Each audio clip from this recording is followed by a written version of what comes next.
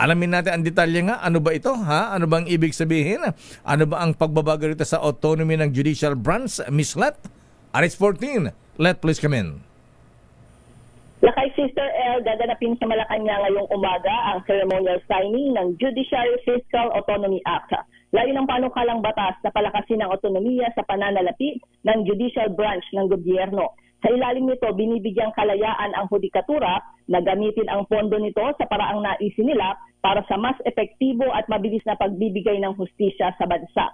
Nakasaad dito na ang budget proposal ng hudikatura ay isasama sa national budget ng walang revisions.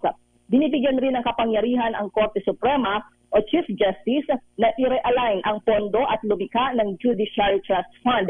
Ang lahat ng pondong makukolekta ng hudikatura ay maaaring ideposito at itabi sa trust fund na maaari namang kunin kung kakailanganin para sa kanilang operasyon. Lakay? Anong oras yan, Let? Ongoing ba yan? Alas 9, Lakay. Kaya alas 9, oo.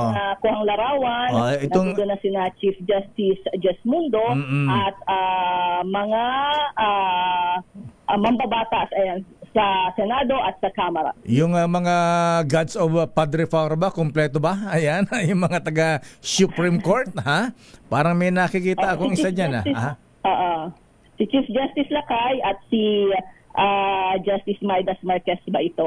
Ayan, parang nakita ko yung yung isang kandidato yung kandidato sa ombudsman, no? Ayan.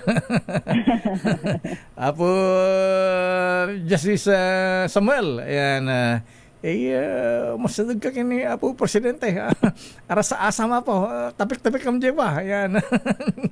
Ayan ka na naman nag-Chinese ka na naman Espanyol yan, Latin yan. Latin. Yara sa asmo, Apo Sam, ayan. At kini Apo Lucas, ayan, tap no madida balipatan tinagan mo. Ayan, dapat talaga merong auto-translate din sa tapat mo sabi ko mga sa'yo, Sister L, kung sino ang presidente, kung anong dialect niya, aralin mo. Ayan. Ang hirap na Ilocano. Diba nung panahon ni Digong, nag-aral din ako ng Bisaya dong. Pastilang Mangyod. Si Miss Let kaya. Miss Let, anong alam mo Ilocano? DJ Bangir. Won Apo. Naimbaga bigat.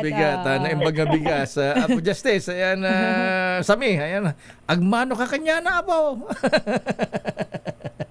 Sabi ko mag-bless. Ayan. Mag-bless. Sige, lalo't mabigat ang labang ngayon. Nakabalik pala si Secretary Boying, ha?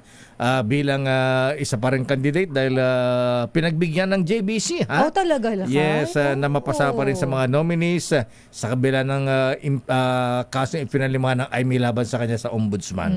Okay? Abangan natin yan, Miss Let. At malalaman natin diyan kung may bulong si si presidente kay CJ. Ayan, CJ, baka yung decision unconstitutional, baka pwede yung baliktarin. Pag-usapan na naman. Hindi naman gagawin ng presidente yan. Co-equal body yan. Ayan, three branches of the government. Okay. Presidente sila makikialam sa impeachment. Yes. Dating daw yan ng Supreme Court, ng House at ng Senate. Ayan. Pero bulong dyan. Ikaw talaga.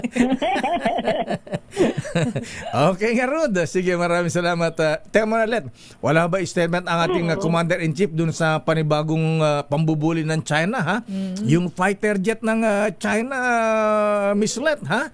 Pinahagi na naman yung aeroplano ng Coast Guard. Diyan sa panibagong insidente ng Lakay ay wala pang statement ang palasyo. Abangan natin. Okay, sige. Okay nga, Rod. Maraming salamat, Let. Good morning. Ito si Let Narciso para sa DZRH. Una sa Pilipinas, una sa Pilipino.